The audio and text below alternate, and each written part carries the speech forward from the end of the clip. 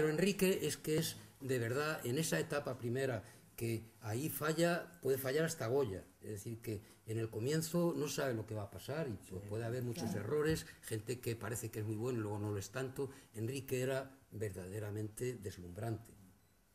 Y los cuadros que haya, que ahora quedarán cosas, porque él no cometió la tontería de pintar encima de los cuadros. Yo creo que a lo mejor se han traspapelado por desidia o porque no les prestábamos atención, ¿no? Pero algunas de las cosas yo creo que sí, pero que habrá cosas y estarán y de verdad que si las viéramos ahora nos causarían una impresión enorme en un pintor que bueno, nosotros sabíamos muy poco, no habíamos viajado en la España de entonces. ¿Cómo te llegaba el conocimiento de las cosas, ¿no? O sea, era como algo que emanaba de ti, en el caso de él, emanaba de él, y que es que era certero como una saeta. En aquel momento la diferencia entre todos los que estábamos en la escuela, que pues entre despistados e ignorantes, una persona que tenga esa visión de lo que debe de ser su trabajo tan sumamente tan claro, tan nítido, a mí me llamaba muchísimo la atención, porque ni siquiera Lucio, que lo hacía muy bien y era otro de los que deslumbraban, para mí me producía esa sensación de algo limpio, de algo que no estaba contaminado por los malos usos que tanto abundan en estos sitios, ¿no? Esa cosa tan sumamente arrasadora de Van Gogh, en correcto, porque dibujaba. Aquella señora desnuda es como si la estuviera viendo, cómo la dibujó, cómo empezó a pintar, y se la hizo en 3 días. Y después la hizo con unos tonos muy transparentes, estaba exactamente a su espalda. Estaba a su espalda, la espalda estaba desnuda, estaba sentada, y el cuadro tenía casi el tamaño natural, porque pintaba casi siempre en grande. Sí, con la cabeza ligeramente ladeada, con sus horquillas aquí. Y entonces empezó a transformar el cuadro, después de hacer un cuadro verdaderamente precioso, empezó a llevarlo a una entonación muy cargada de tintas, muy dura. Y Soria Edo, que era su profesor, le dijo: hombre, con lo maravilloso que era el cuadro que estabas haciendo. Y entonces él me decía: ¿por qué no me lo dijo cuando lo estaba haciendo? Y así no lo habría cambiado.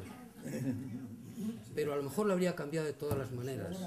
Lo habría cambiado de todas las maneras. Los cuadros de Enrique, el cuadro definitivo, hay como muchos cuadros, y esa carga de cuadros anteriores, yo creo que está trabajando en el cuadro. Es verdad, sí. Por eso son tan densos, porque luego hay momentos que el cuadro es muy de veladura, pero hay otra mano antes y otra, y los cuadros acaban teniendo más peso.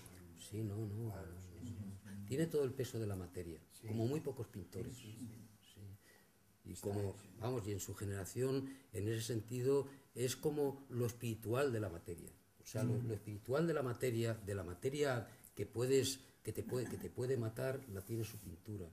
Y luego, claro, traducido a partir de una pintura de una belleza, cuando acierta, porque no siempre acertamos, pero cuando acierta. Yo tengo algún cuadro de Enrique, yo hace poco, pues no los tengo puestos, pero a veces los veo, viene alguien y los enseño, y hay un cuadro como de los años 75, de los años 70, tuvo una etapa verdaderamente, vamos, no tiene desperdicio, maravillosa. Un cuadro en tonos sombríos, con un cielo azulado, siempre hay un cielo, por tanto siempre hay un paisaje.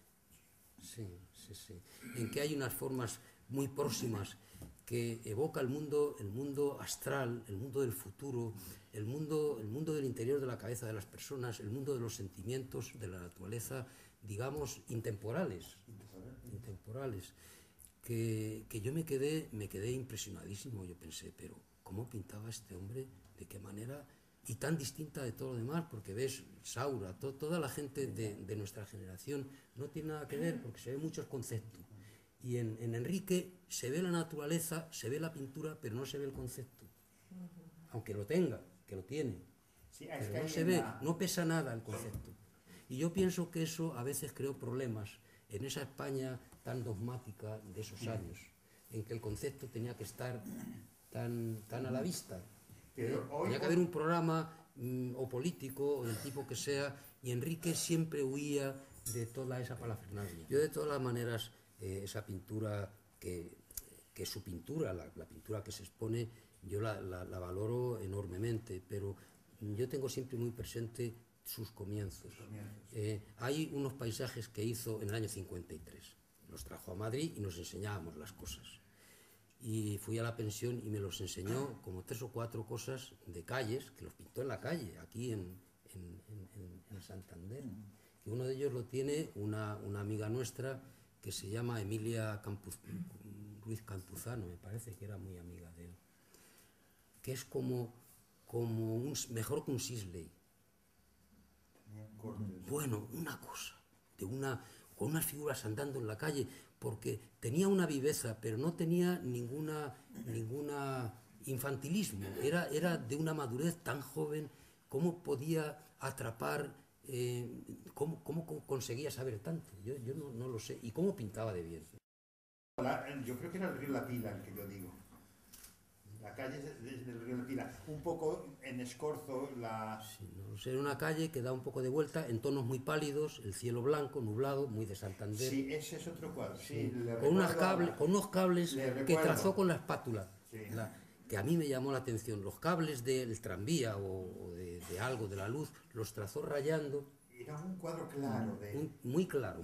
Sí, muy real. Te transmitía mucho un espacio real. Sí, fantástico. Y de vez en cuando, ya cuando era Enrique Gran y estaba con Juana Mordó, y era un pintor que iba a Venecia, un pintor moderno, de vez en cuando hacía algún retrato que o le encargaban o él quería hacerlo, verdaderamente impresionante. Un retrato con su parecido, volvía a la figuración como podía hacer Picasso, pero de luego yo creo que mejor. Daba un quiebro con una naturalidad sin dejar de ser lo que él era. Es decir, que abarcaba, se puede decir que todo.